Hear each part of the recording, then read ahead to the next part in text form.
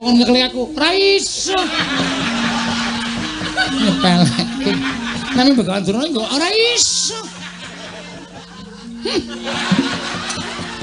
Koko Prabu menika sampun nganten menika. Konjurite turu Koko Prabu Mandura. Aku malah ketularan Setyaki. Lha aturi lenggah. Aku Dara. Iya. Aku dipindah saka kene. Wis ora ana nggon.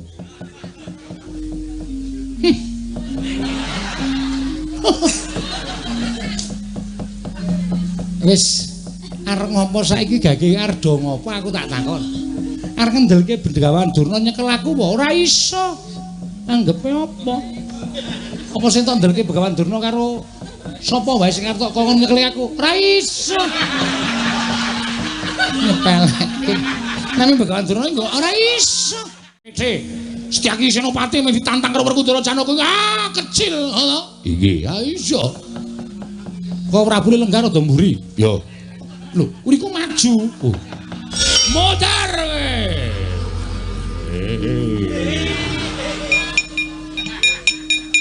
Kena melu ning ora kena omongan. Oh, aku kok njora itu omong ki piye to iki? Setyaki mrene. Sendika. Karemu piye to? Mboten pripun-pripun. Lho. Kok Jatasi Durna? Lah panjenengan dawuh. Aku ki ora dawuh. Aku ki mau muni upama aku dawuh karo kowe, Setyaki Durna Jatasana, kok brubut melayu? Mireng kula Setyaki Durna Jatasana. Heeh, aku krungune ya ngono. Aku krungune ya ngono, seksine ngono. Kok Prabu Kendel, ora perkara meneng, nek krungune aku ya ngono. Panjenengan niku gawe-gawe, sing gawe-gawe sapa? Ora ana wong gawe-gawe. Ah, panjenengan niku ngayal kok kandhani. Meneng ora? Ora meneng tak tinggal lunga. Aja. Aja lunga, aja. Ya wis aku meneng. Sing krunguku ngono kok. Koko Prabu mirengipun Setyaki Durna Jatasana. Bener kowe bener. Kula mirengipun iki ngaten. Lah iya. Mosok swara kok iso molak-malik. Kan enggak mungkin. Inggih. Aku ki omong upama kok ora kok tak kon Jatasi. Lah aku ora krungu upamane aku ora krungu. Koko Prabu. Kondur mriko. Omo. Wong ning kene kok kon bali ora. Mungsuhmu ora Durna, ning Durna kuwi nggo murid loro. Sinten? Werkudara karo Janaka. Wani apa kowe? Wantun. Wani, cah gleleng. Wani. Wantun. Wani tenan. Wantun. Oh, padake Senopati Ndarawati ki wong biye-biye, wong cepece. Setyaki Senopati mung ditantang karo Werkudara Janaka. Ah, kecil, ngono. Iki, ha iso. Balekke.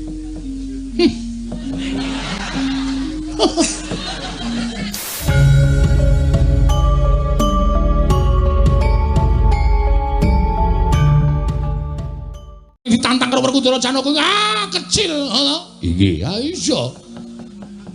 Rumangsaku kok kaya tumbentuk tutup to. Kok Prabu Lenggah rada mburi. Yo. Lho, uriku maju. Oh. Kon memburi kok malah maju ora? Wani, pokoke wani. Wantun. Nek wani Werkudara Janaka pethoke, kowe ngajar Durna, Werkudara Janaka mesti ora trima. Nek pancen wani pethoke, Sendika ngestaken dawuh. Padhake. Janaka kula wonten maring ngadhep. Kowe bola-bali dadi pendhita to? Kowe bola-bali dadi pendhita. Kowe tau tate dadi pendhita Begawan Ciptaning ing Arga Kelasa. Dewa wae padha lirip karo kowe. Dewa wae padha nyembah karo kowe. Lah kok kowe sita karo pendhita sing durung karuan jluntrunge, durung karuan ngelmune iki sing tok goleki apa? Terus kowe percaya karo pendhita sing mbing kanane mau bakal murungake Bratayuda Jaya Binangun kanthi syarat srana patine kadang mutu ing Ndarawati kuwi coba. Aku tak takon karo kowe, kowe iki satriya do nalar apa ora Werkudara Janaka?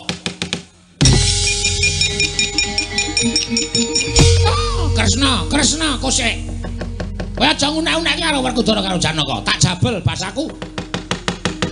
Aku ngerti nek pancen kowe iki ratu pinter, kowe iki ratu sing digdaya. Ning aja mengaruhi karo Werkudara karo Janaka. Iki wis padha sayuk rukun tembayatan karo para Sata Kurawa. Wis padha manunggal dadi siji, kepengin wurung Bratayuda Jaya Binangun. Lah kok semune kowe ora cocok yen to Pandhawa lan Kurawa padha rukun. Ning ngono kena tak mestheke. Sing dadi tok sumbring perkara ning jagat antaraning Kurawa lan Pandhawa ki ming nata Ndarawati. bener ngendikaning Begawan Dewa Wisa yen ana Ndarawati iki sing dadi tok sumbering dumadining Bratayuda Jaya Binangun. Lole. Kentos walu gembal manyan-manyan dunan cungkul manajajane manajamah beberan sapi turute.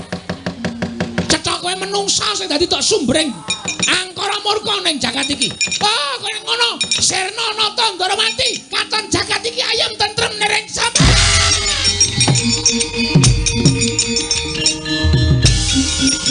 Putar kowe.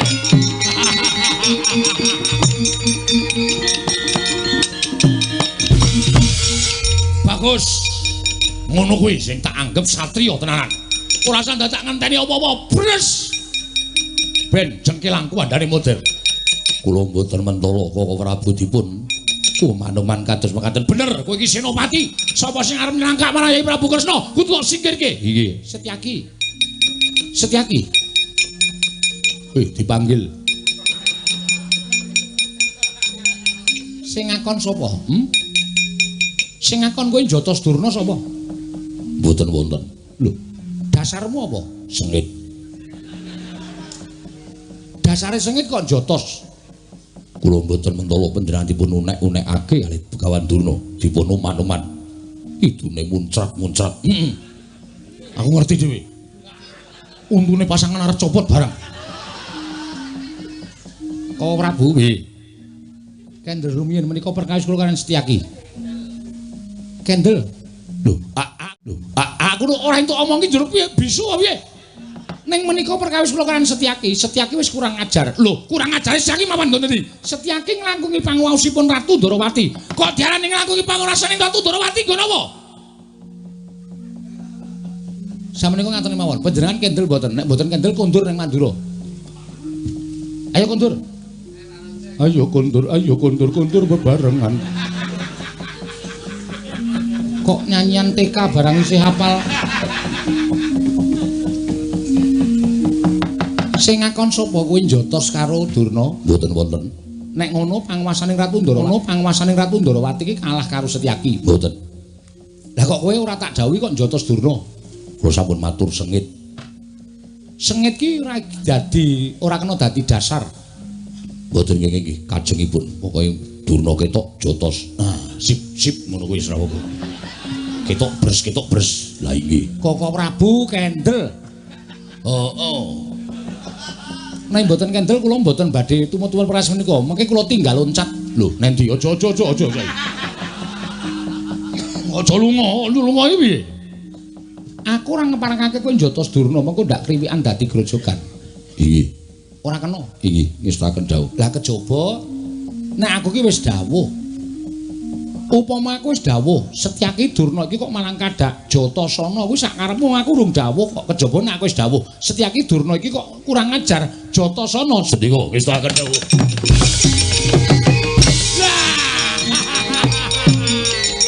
Apa kamane? Syukur. Ketrucut omonganmu. Lah edan ki.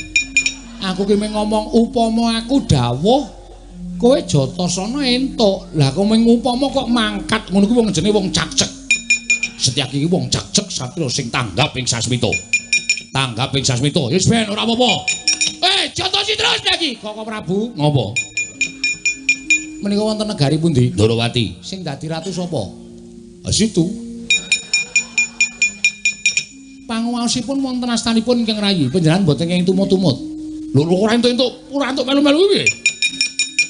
Aku gedhe karo Begawan Durna karo Werkudara karo Janaka le padha lali karo Purwadasina arep bonto karo Yai Prabu.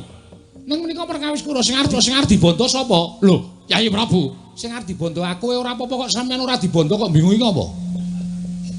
Lho, ayo kuwi. Kok aku kok bingung iki ngopo? Sampun panjenengan kendel mawon. Kula tak merpeki Setyaki. Aku melu. Ning meneng lho. Ora kena melu-melu lho. Melu kena ning meneng. Meneng ning njaluk apa-apa ora apa-apa. Lho.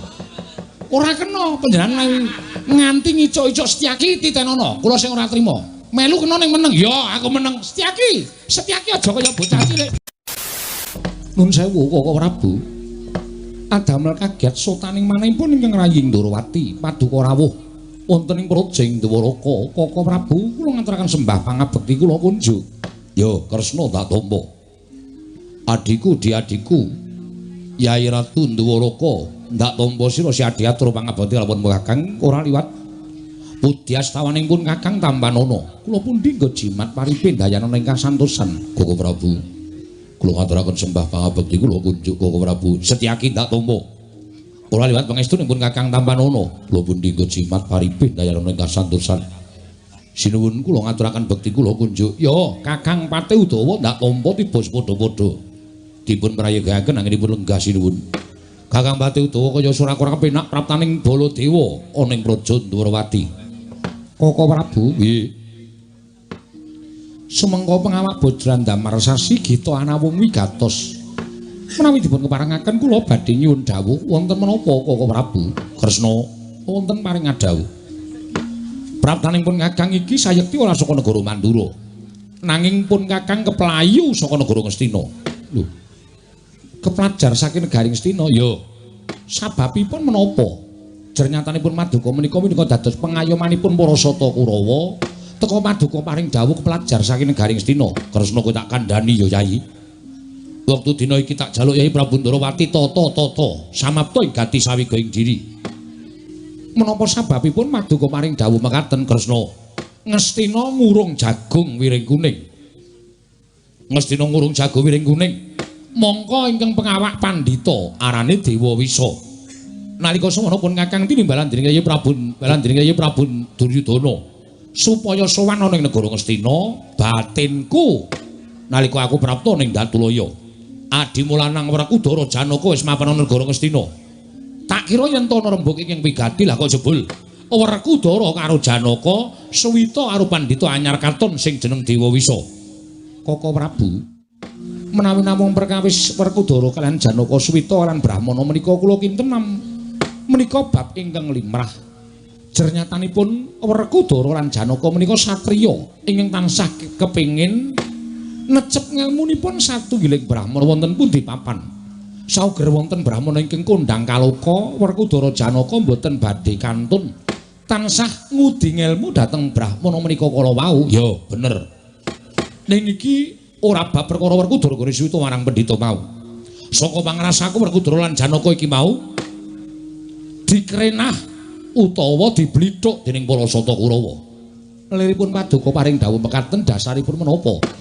Nalika aku sak pejagong karo Dewa Wisa, dheweke tak takoni apa to sababe suwita marang negara Ngastina. Dewa Wisa nalika semana paring pangandikan sarta tutur kalawan pun Kakang yen to dheweke mapan negara Ngastina kuwi sabab kebrebeken marang ngumandhanging pawarta kang aran Bratayuda Jaya Binangun. Ya kuwi peranging Pandhawa lan Kurawa. Mula Dewa Wisa katone pancen bener becik kang dadi tumindake bakal murungake Bratayuda Jaya Binangun. Monggo saka pitunganing pun Kakang, jangkaning dewa ora bakal bisa diwiradati. Nadyan titah kaya ngapa, kekuatane ora bakal bisa miradati marang jangkaning dewa mau. Inggih, leres pangandika Paduka. Lah kok Dewa Wisa arep murungake Bratayuda Jaya Binangun? Dewa Wisa arep murungake Bratayuda Jaya Binangun sarana ngrukunke Pandhawa luwih-luwih. Bareng dheweke tak takoni, dasarmu apa arep ngurungake Bratayuda Jaya Binangun? Akeh-akeh ngene matur kelawan pun Kakang. Tundhone pepuntone nalika dheweke ngendikake Bratayuda iki bisa digagalake. Bratayuda iki bisa diberat lamun ana menungsa loro ning jagat iki kudu sirna margalayu. Merga menungsa mau ingkang benthik-benthiki Pandhawa lan Kurawa. Wondene ature Dewa Wisa kelawan pun kadangmu ing Mandura. Wong loro sing bakal dibondo sarta dipateni mau lha kejaba mung adiku lanang Ndarawati ing angka loro Semar Badranaya. Kresna iki udu bab sing entheng nanging iki perkara sing abot nitik marang wujudaning Dewa Wisa tak kira kae pandhita ingkang pilih tanding boboting yuda. Mula yen to nganti ana apa-apa si Adi kudu tata-tata sawiga ing gati sangapta ing diri. Aja nganti si Adi bisa diblethuk dening para Sata Kurawa, gedene si Adi iso diboyong marang negara Ngastina. Koko Prabu, nggih.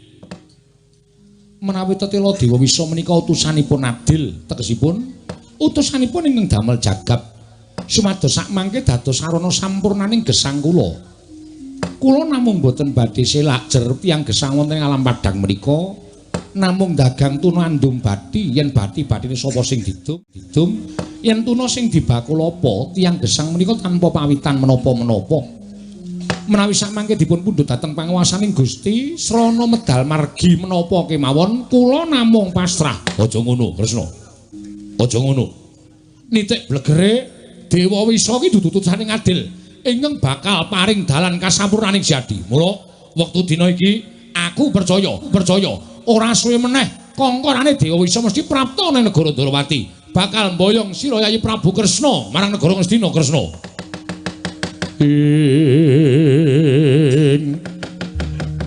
Tansah marpamaring sukma sinukmaya pinahya ing asepi sumimpen telenging kalbu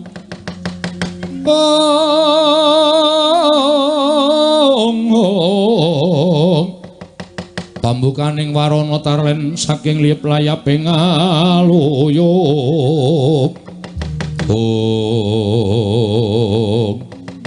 dereng paripur sami mbawacana kasaru rawuhipun Begawan Durna tuwin praptanipun Raden Harya Werkudara miwah Raden Janaka kagyat kadru kasanata Ndrawati wau.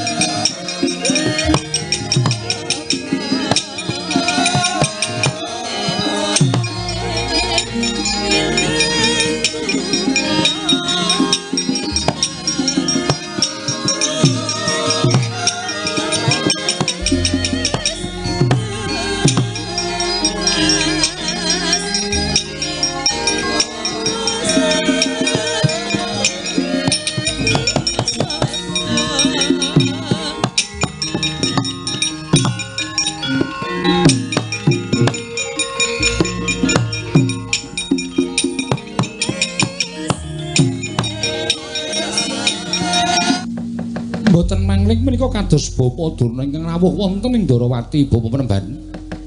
Kula ngaturaken karaharjan rawuhipun Bapa Durna. Ah, kandhap blekuduk suwaru gimbal sumerante hawela. Tansah pinaringan ing kawidatan ing sambi kula sowan kula nggir. Kemarang kula ngaturaken salam taklimipun ingkang Bapa ing Sukalima. Inggih, Penemban kula tampi. Werkudara slamet to, Di? Ya, slamet. Arjuna slamet. Iya, inggih Koko Prabu. Tansah pinaring kawidatan ing sambi kala bekti kula kunjuk. Iya tak tampa pangestu Tampanana ya Dimas. Inggih kula pun dinggo jimat. Bawa Wilujeng. Oh inggih mbok ampun kados ngaten to, Ngger. Wong sing jeneng Dayak kok ling mbageke nganggo getak ki ra ya ora jeneng ora sopan santun to. Sampeyan Wilujeng napa mboten? Wilujeng, nek Wilujeng ki syukur. Oh inggih. Wis deg-degan aku urung. Werkudara slamet. Yo slamet. Syukur. Janaka slamet. Koko Prabu Wilujeng syukur. Koko Prabu nika sengel lho ya men. Iki tekan kene iki ra urung ngarep boyong karo sira Yayi Prabu Ndrawati. Sing ati-ati. Kakang Mas kula ngaturaken bekti senjaki tak tampa. Kakang Mas Janaka kula ngaturaken bekti. Iya senjaki ndak tampa. Senjaki aku kok ora tok bageke senjaki. Bapa Durna Wilujeng. Oh iya selamat syukur lah ngono lho. Kowe karo aku ki ora usah dadak memungsuhan, ora usah dadak padha regejegan. Aku ki pendhita kowe satriya. Satriya karo pendhita ki manunggal dadi siji bisa mujudake ayem tentrem. Nggih. Ngono ya senjaki, sesuk menawi ora usah dadak memungsuhan karo aku. Mboten, Bapa Durna mboten. Kula ngabekti kalian panjenengan. Syukur. Ayem aku. Bapa Penemban wonten dawuh, Ger. Wonten menapa Bapa Penemban rawuh wonten negaring Ndrawati? Ah, menika ngaten nggih, Ger. Sawan kula menika mboten saking pikajengan kula piyambak, namung kula menika ngetutaken anak-anak kula Werkudara kalian Janaka. Ingkang anak kula Werkudara kalih Janaka menika nampa dawuh pangendikanipun bapa gurunipun inggih menika pun Begawan Dewa Wisa. Lho nuwun sewu, gurunipun Werkudara lan Janaka menika rak panjenengan rumiyin.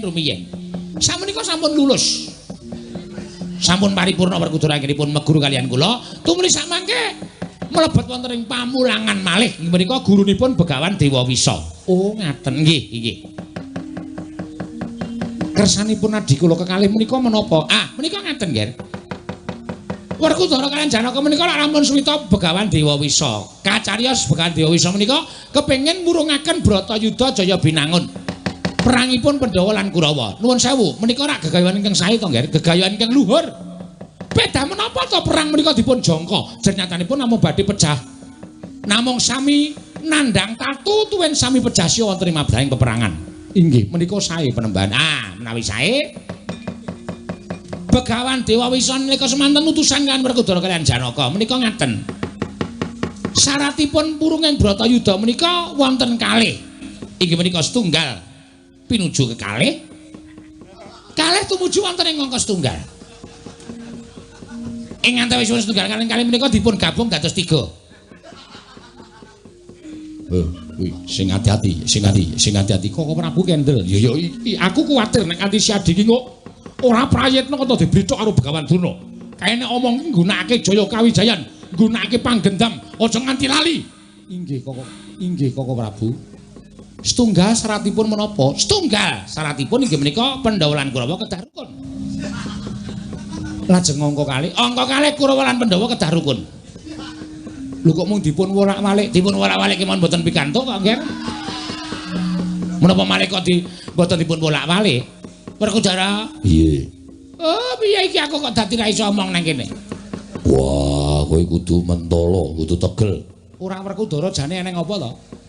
Coba si Adi matur karo pun Kakang, syarate apa wurunging Bratayuda kuwi syarate apa?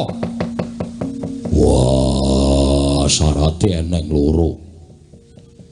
Siji, Bapa Durna sing arep ngendika. Loro, Bapa Durna sing arep ngendika. Wah, trondolo iki. Malah dikeke wong tuwa. Bocah kok ora gelem omongan dhewe.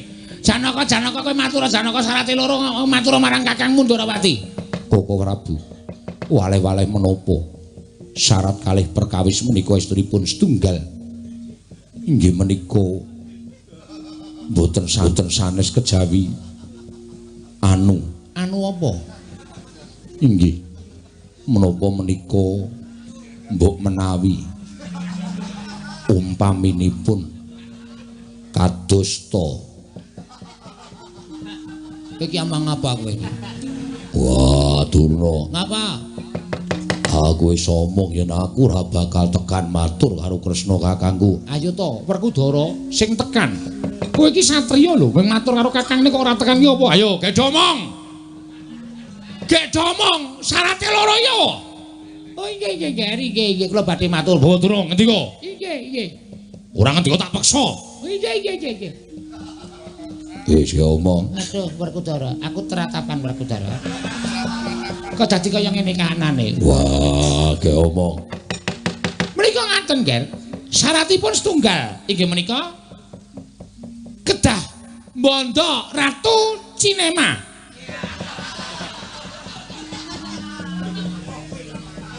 Ingkang ireng Cinema. Bapa Durna. Apa Janaka? Cemani. Iki pancen tak plesetke mergo aku deg-degan tak kandhani. Pancen tak plesetke. Iku menika Narendra ireng Cemani nggih mboten saged kejawi menapa paduka anak Prabu Ndarawati. Ing angka kalih kedah syarat srana inggih menika suwun Semar Bathara kedahipun bonto wonten negaring Astina. Mangke rumiyin. Narendra ireng Cemani menika kula mbok menawi. Kula namung ngaturaken Narendra ireng Cemani menika nuwun sewu menawi panjenengan kraos inggih. Syukur, Ger, syukur. Nah, ngaten panjenengan tresna kaliyan para Pandhawa. Tentu kemawon panjenengan menika remen menawi nyumurupi Pandhawa lan Kurawa menika manunggal dados tunggal. Bawa Durna, wonten dawuh. Nuwun sewu. Kula badhe nyumriksa Bratayuda menika sinten ingkang kagungan damel. Lho, sinten? Undangan dereng wonten kok, nggih. Ingkang kagungan damel menika jagat. Tegesipun sing duwe gawe menika dewa. Nuwun sewu kok wonten titah ingkang wantun badhe mulungaken Bratayuda menika kula nuwun sewu lajeng titah menika janjane rupane kaya ngapa to kula tak kepengin weruh. Wujude kaya ngapa Dewa Wisa menika lho. Lah kok ngedape-dapi temen.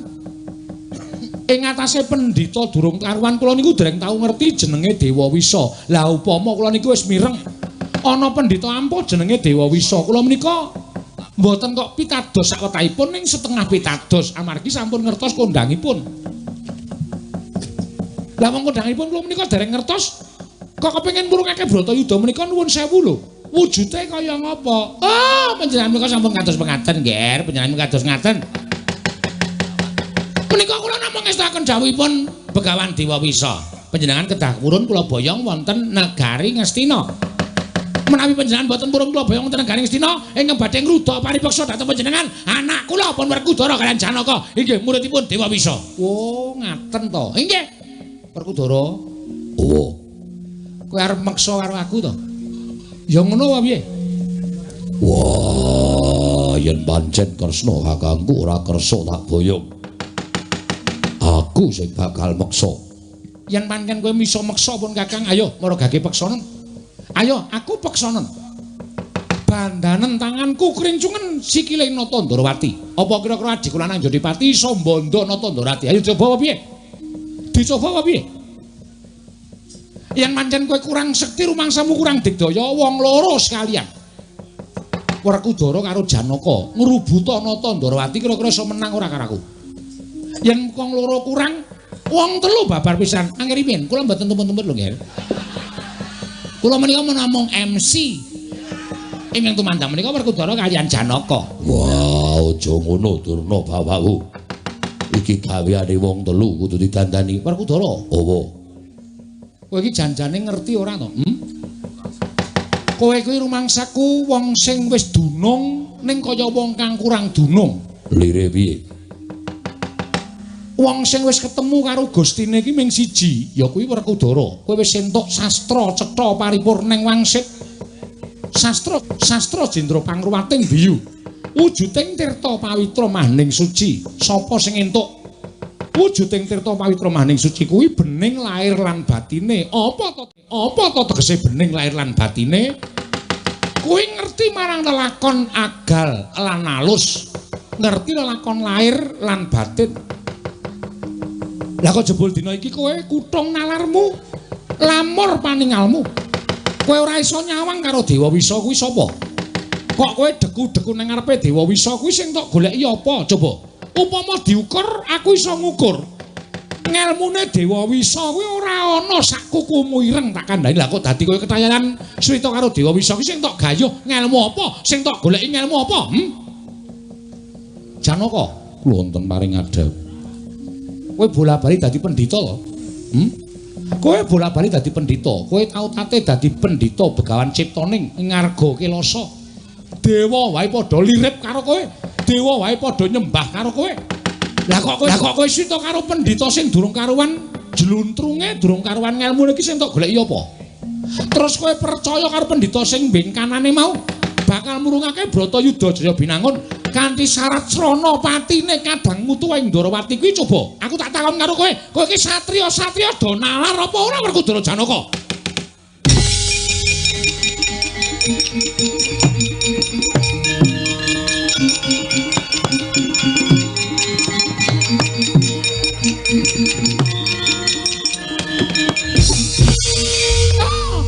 Kresna kosek. Kowe aja ngunek-unek karo Werkudara karo Janaka. Tak jabel basaku.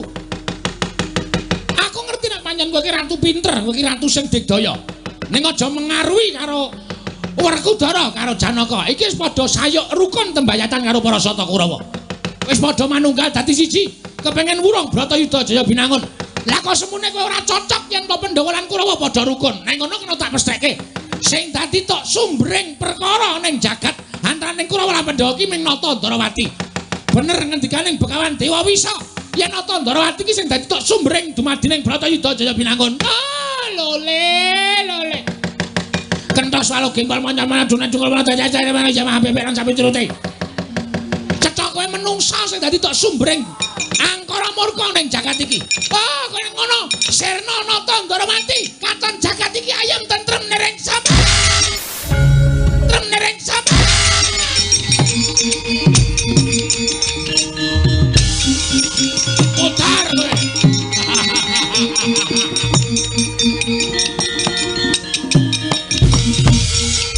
Bagus. Ngono kuwi sing tak anggap satriya tenanan. Ora usah dadak ngenteni apa-apa. Bres. Ben jengkelangku andane model.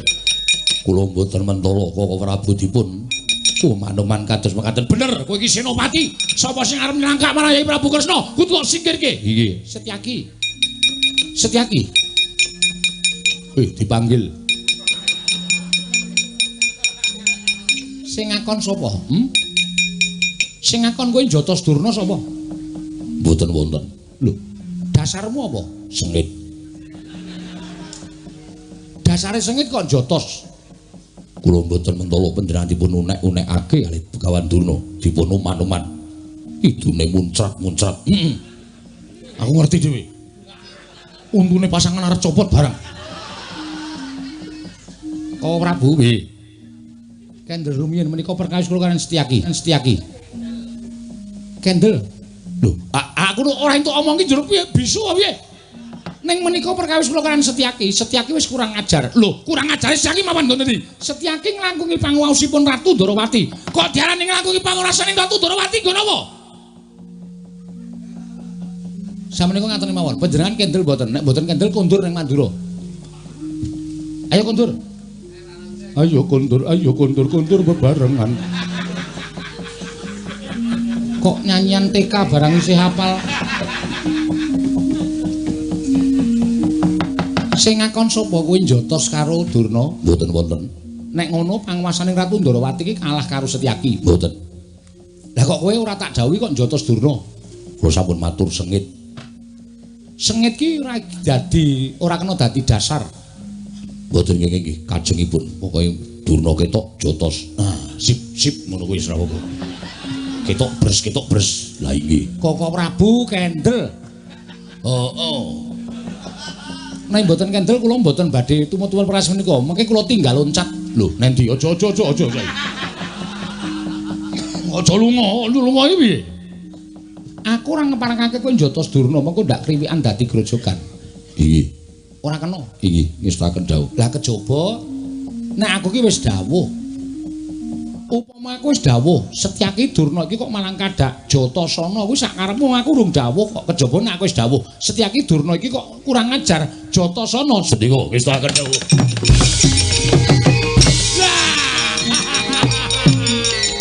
Apa kamane?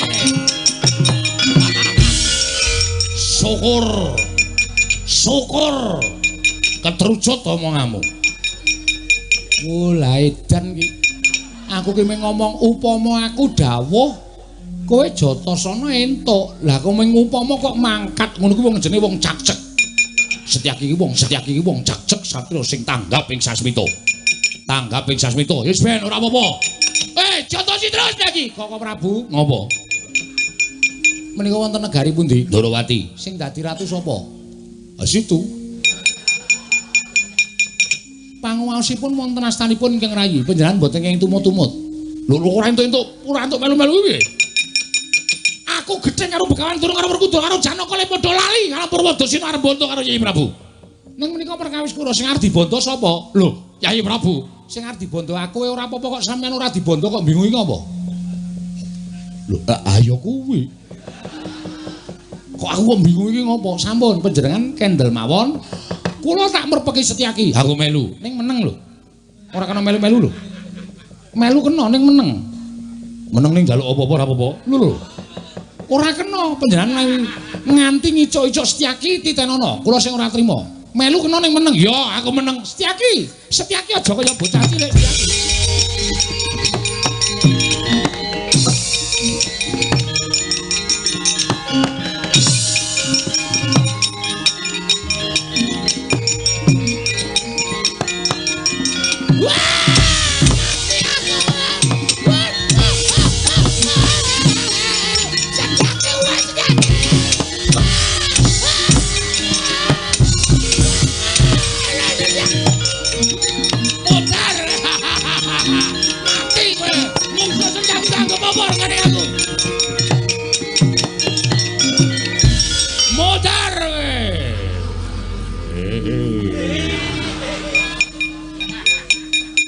Kena melu ning ora kena omongan. Oh, aku kok ndora itu omong ki piye to iki? Setyaki mrene. Sendika. Karemu piye to?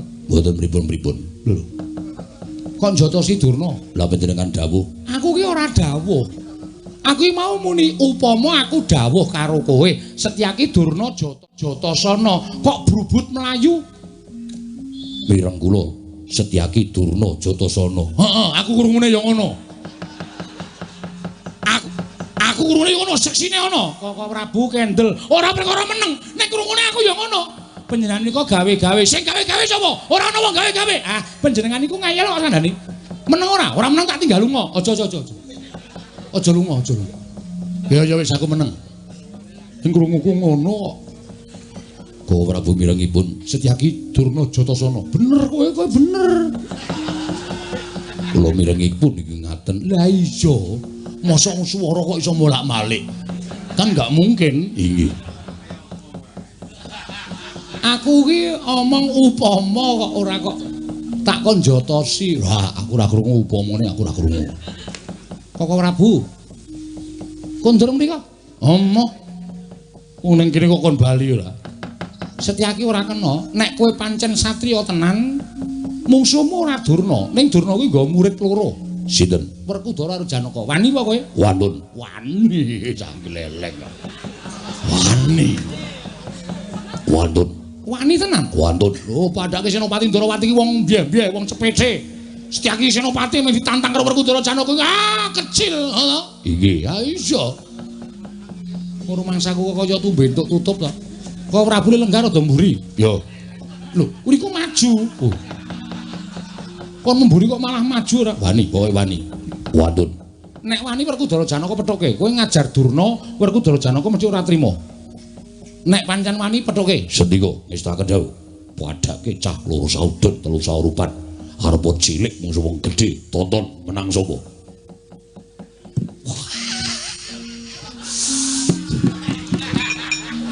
Jos tenan. Cah kendel tenan. Elok tenan. Wani tenan kok ora. Lah iya wani wadake yo ngawur kok senengan ora. Werkudara karo Janaka musuh caki lho karuan menang Werkudara Janaka wong salah ki bakal mesti kalah. Percaya karo aku. Niki ra didemek ora nggon bokong to. Kathoke kolor motrok-motrok kowe. Yo kathokan wus. Ditonton mawe yo. Ayo didelok menang sapa? Aku mbotohi Setyaki. Nggih monggo.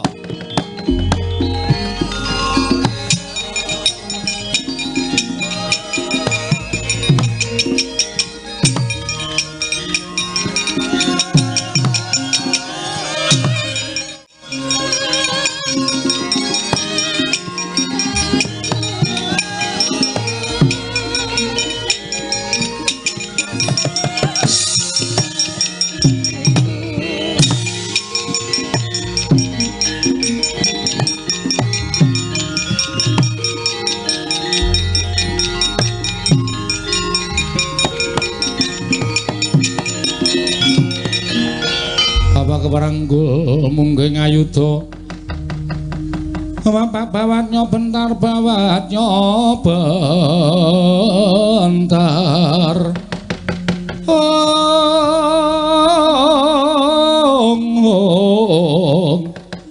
kebabaknya munggih ngaloga Setyaki wonten dawuh Kamas.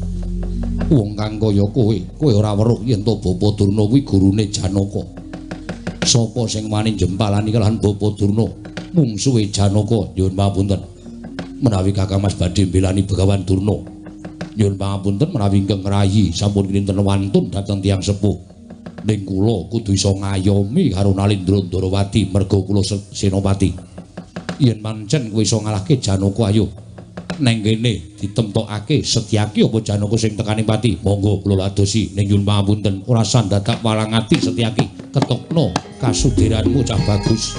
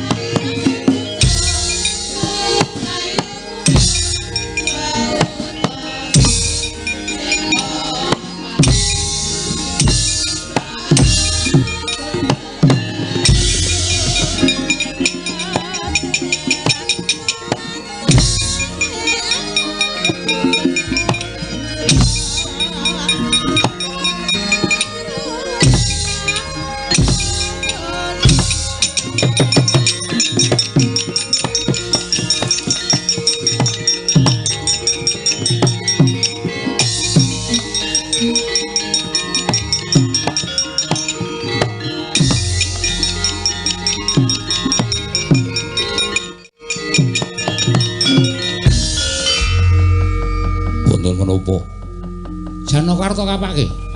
Bane kula banting kowe. Apa enake dhewe. Kuse Setyaki.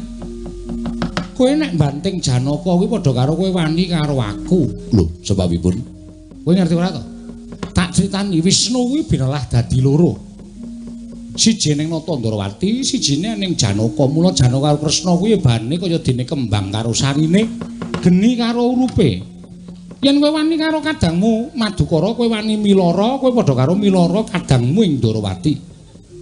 Waduh. Lajeng anggen kula males kalian Raden Janaka kados pundi? Ora kena males. Lho, ora mutu kuwi. Kosek to, iki ora mutu nek carane kaya ngono kuwi ora mutu tegese ora adil. Setyaki dijotosi sapenake dhewe kok Setyaki arep balas kota penging iki piye? Nuwun sewu to, Koko Prabu wau pun janji to, melu kena ning ora usah omong. Anjo piye? Kok jeneng wayang kok ora omong iki piye?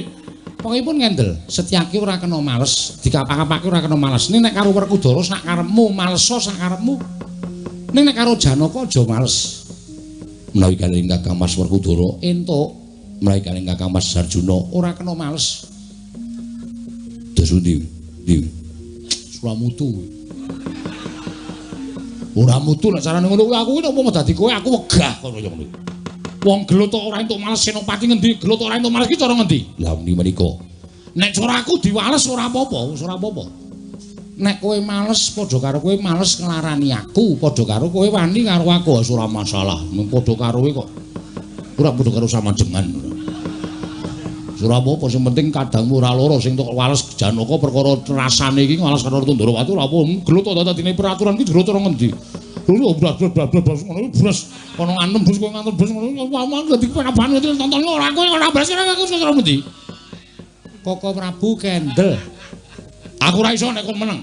Mergo kowe ora adil, Setyaki ora entuk bales. Nek karo Werkudara entuk bales karo Janaka ora entuk bales ki arepe piye? Pokoke kowe ora entuk bales. Wis kono maju neh. Lho, lah iki ku nek nganti mati piye? Mati ya wis Senopati ora kudu wani mati. Lho piye iki? Setyaki ora entuk bales nek mati piye? Kajengipun mboten menapa-menapa. Panjen gesangipun Setyaki menika kinarya tumbal negari Ndrawati. Mila kula nyuwun pangestu Koko Prabu. Upami kula kedah pejah badhe kula lampahi lahir batin. Ora mutu kok. Ora bener nek carane kaya ngono kuwi. Setyaki ki Senopati. Senopati kon gelut kok ora entuk bales ki cara ngendi aku tak takon karo kowe. Menawi wonten lepatipun ingkang rayi kula nyuwun pangapunten selaminipun gesang. Muga aku gak Setyaki aja omong kaya ngono. Emoh Setyaki kuwi aja ngucap kaya ngono. Nyatanipun kula sampun dipun ikhlasaken dening Koko Prabu Ndrawati supados kula pejah wonten ing pabaratan Kresna. Aja ngono lho Kresna. Kaya ta wene kalau jangan Setyaki bales. Kaya aja saklek-saklek kaya ngono. Kawate kaselawat aku iki. Nun sewu panjenengan iku Baladewa apa Petra? Kok nembene iki lho kula ngertos nangis ya Baladewa kok padha karo Petra Petra ndasmu. Kok Prabu kula menika ratu lho kaya lho Setyaki iki lho nangis brebes pilih iki. Ora entuk bales iki carane piye? Sampun dipun ikhlasaken. Kula nyuwun pangestu Prabu Ndrawati. Menawi wonten lebat kula slaminipun ladi panjenengan kula nyuwun pangestu. Kula badhe pasrah samawi kula pejah wonten ing pabaratan kula ikhlas. Oh. Setyaki. Oh. Wah, Kresna bangeten. Wah, iki dadi ratu-ratu.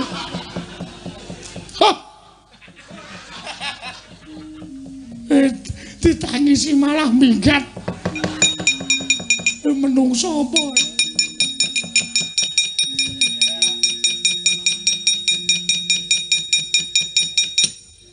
Ayo. Aja meneng bae. Walesen Janaka. Njaluk mati cara piye? Mati dening aku.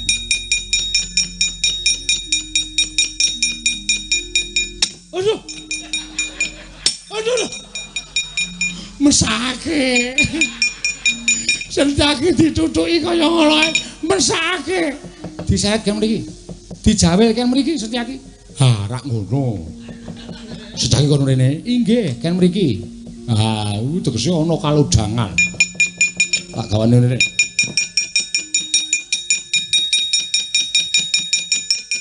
Wonten dawuh. Ora usah dieman, ora usah dimesakake, pancen iki pakaryan kula. Aja omong ngono. Ora usah dieman, ora usah dimesakake, pancen iki pakaryan kula. Aja omong ngono. Aja omong ngono. Ora mangsaku kok do kaya cacile kabeh kok Prabu lenggah. Ya. Setyaki, wonten dawuh. Aku ki tresna karo kowe. Aku ya sayang karo kowe. Malah medeni suwe-suwe. Aku ora bakal mentolo karo kowe. Nggih. Ning kowe tetep ora entuk males. Lho, piye kowe? Wong kon gone ning kok tetep ora entuk males ki piye? Setyaki, kowe supaya ora ngrasake lara, supaya kowe ora iso tekaning pati, kowe tak paringi ngambil. Menapa? Sekar Cangkok Wijayamulya. Estu napa? Loh tenan kok mbok jenggelek. Wah, matur sembah nuwun. Ning tetep ora entuk males. Kowe kena pamer, dijotos ora apa-apa, ditamani pusaka ora mati, kowe kena pamer, ning aja males. Oh iki, mboten apa-apa. Yo. Lho kok malah kaya mbanggula cup-cup. Kowe tak jotos tenan lho. Mbanggula. Iya aku tau tuku wisata, tau tuku ngene iki. Wis tau tuku ngene iki dimot turut dalan. Menika Sekar Cangkok Wijayamulya kok mbanggula cup-cup dengkle apes. Wis gek dipasang ning kancing gelung iki ngesuaken. Ha. Wis kono maju. Kowe dikampak-kampake ora apa-apa, kena pamer kowe didugang karo Werkudara ora ngrasake lara, tamani kuku Pancanaka ora ngrasake lara. Mangkatos Setyaki. Nggih, wis tak dawuh. Nyuwun pamit. Sing ati-ati aja kaya bocah cilik.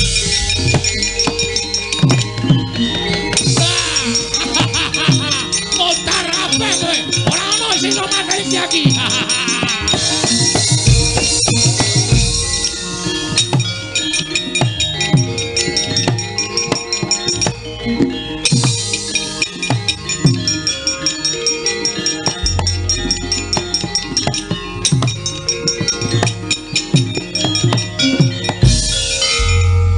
Mesem dinten niki sampeyan ajeng kewirangan Musur Senjaki. Lho, apa mentas meguru anyar mboten perkawis meguru anyar. Kula aturi ngetuk-ngetuk kasantosan. Monggo pecah sirahmu, monggo kula aturi mecah sirah kula. Mati dening aku, Mburi. Gondodo.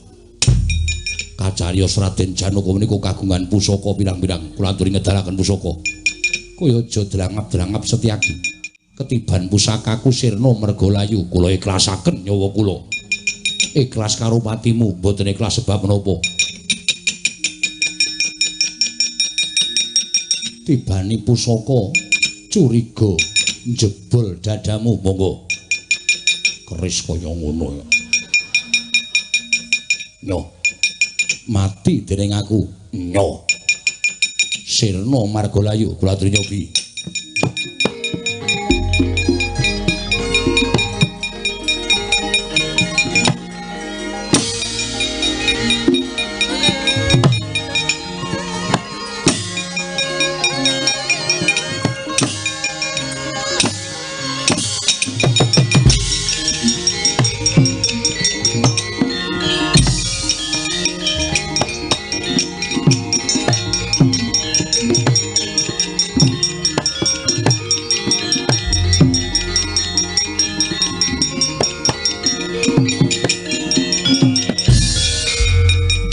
Setyaki Janaka mlayu gila karo kowe. Dasare Janaka ki jireh lho. Gawa pusaka ditamake ning awakmu ora apa-apa. Kula aturi nyudhit nganggo kuku Pancanaka, ora mengko nyudhiki gudik wae. Setan. Wah, deplok dadamu, monggo kula aturi nyobi.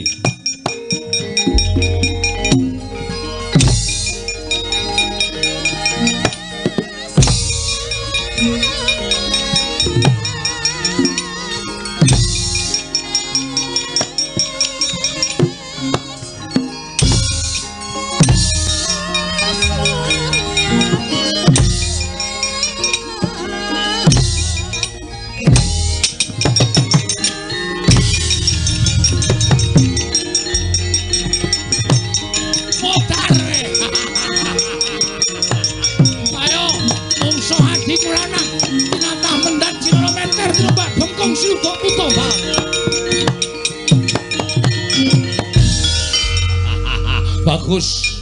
Bagus.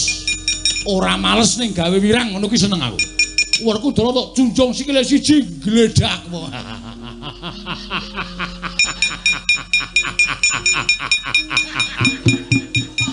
Sajae kok le bunga banget, bunga. Mergo aku iso mirang-mirangke Janaka karo Werkudara ki rasaku seneng. Nggih. Setyaki wonten dawuh wis marem dereng. Lho. Kok durung iki piye? Wong kowe iso menang, kowe iso ngece, kowe iso ngina. Lah kok durung marem? Diang perang menika nek dijotos malese ya jotos. Disuduk kau keris, malese suduk kau keris. Nek ming ngongasake nggone ampuh ora mati, ora lara. Tetep ora gleleng. Bener kuwi, heeh. Oh Sinopati kok mengkon apa? Meng glelengan tok ora wani bales ki kawula do ngrasani Setyaki ra wani jotos karo kakangne. Nek cara aku ya isin. Dadi kowe pengen jotos? Pengen. Kembange balekke sik. Mangke menawi pun jotos. Kok sik mengko. Urung rampung kok kon balekke piye? Urung rampung Setyaki? Dereng. Nah, durung rampung kon balekke. Engko tak ijoli kembang sembojo. Ku senengane kok werna-werna. Lah terus kowe bareng kula badhe malesa. Estu. Kosek aja kesusu. Nek kowe males Janaka, males Werkudara, aku ora trima kaya adikku sing tak tresnani. Lho lha terus males piye? Sing jotosi Janaka karo Werkudara kok kon males apa? Etungana ning ngantem ping pira mengko dibukke Jatasa Durna. Oh Prabu menika guyon. Yai Prabu Kresna iki guyon. Mau terus dijotosi kowe ora entuk saiki bareng jotosi. Wis to, entuk ning aja nganti mati. Mboten, setengah mati entuk. Entuk. Wah, gawe setengah mateng. Setengah mati. Ah iki ngestaken dawuh. Wis kono mangkat to. Ditung Janaka ping pira linjotos, Werkudara ping linjotos diwaleske Durna. Men kowe marem, ku ndak getun atimu. Ngestaken dawuh. Matane.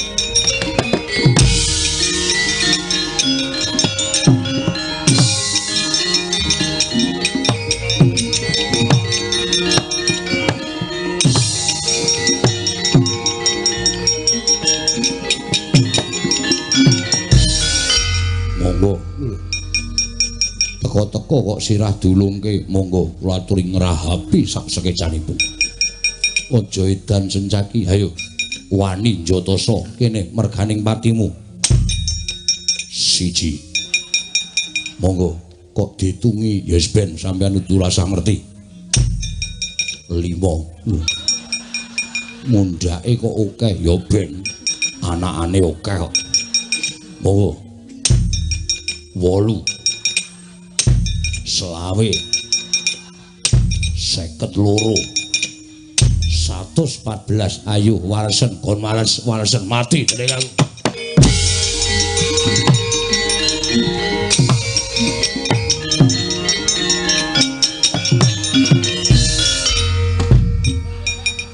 Wah, urung ditendang kok sirah digathukke. Monggo aturi nendang sak rusane. Pecah ndasmu kajengipun, pecah mboten napa-napa. 114 tambah. Tak hitung. 114 tambah 90. 273. Ngawur yo ben. 340. 390 850 walesen kon walesen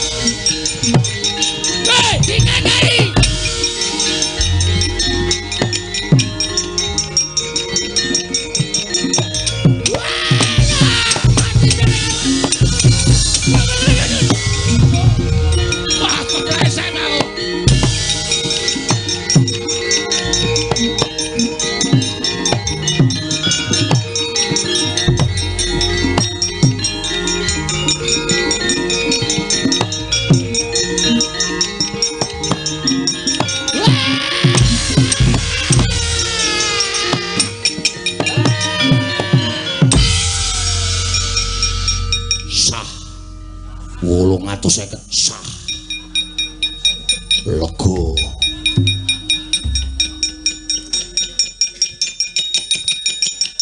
Weh, setan tenan kowe. Kowe arep ditendang kok ngendani. Mana aku cemplung jugangan. Menungso ora tataran. Isih nyuwara.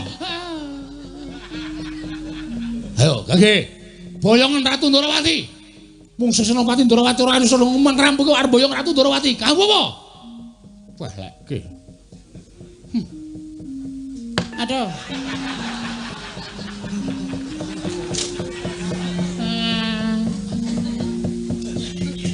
Ayo, arep apa? Bandanen Ratu Ndorowati. Ayo, Gage. Tangane bandanen, sikile kerincungan. Ora iso piye-piye kowe. Nyepelekke ora.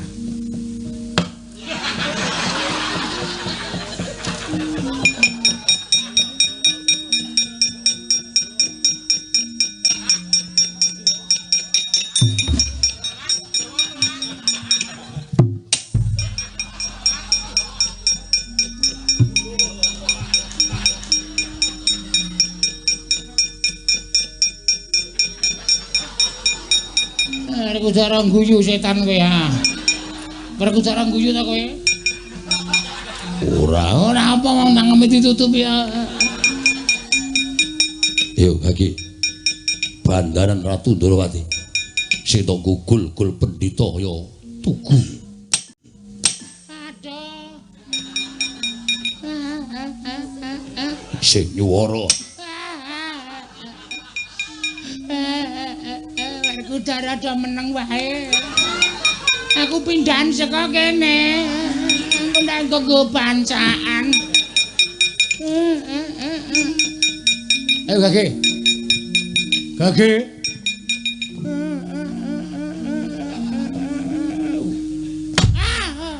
Saya juara. Balik.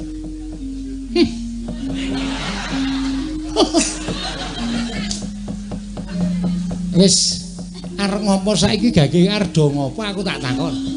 Arep ngendelke Bendawan Durna nyekel aku apa ora iso. Anggepe apa?